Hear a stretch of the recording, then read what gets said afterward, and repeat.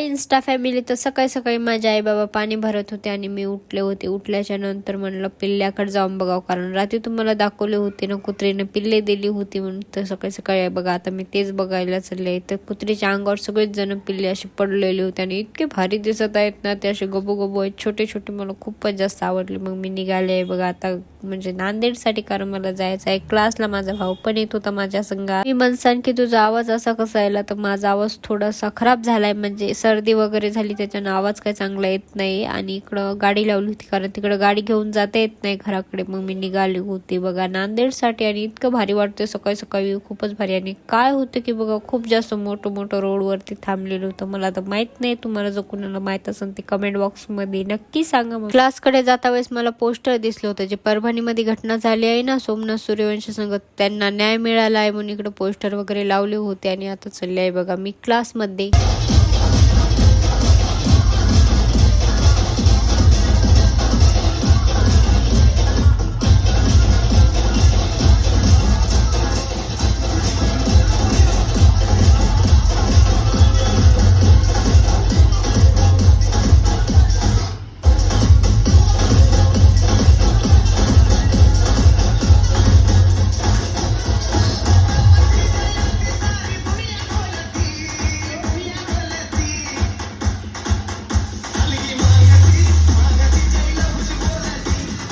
Mixing जमली नाही का ते पण तुम्ही कमेंट बॉक्स मध्ये नक्की सांगा. तेवढी तर जमली नाही हे तर मला पण माहीत झालेलं आहे. मग जात होतो घरी, तर इकडे जेसीपी थांबलेली होती मधामध्ये, तर आम्ही दुसऱ्या साईडनं जात होतो. आणि तोपर्यंत माझ्या चॅनलला तुम्ही फॉलो पण नक्की करा. आणि यूट्यूबला आता रोज मिनी ब्लॉग येणार आहेत, ते पण तुम्ही नक्की जाऊन बघा. घरी पोहोचले होते जिथं मी गाडी लावते ना तिथं, तर तिथं जांबाचं झाड होतं बघा. आता छोटे छोटे जांब आहेत, तुम्ही म्हणसान कशाला तोडले, तर ते पिकले होते म्हणून तोडले होते मी. तर तुम्हाला नेक्स्ट ब्लॉग मध्ये भेटते, तोपर्यंत बाय.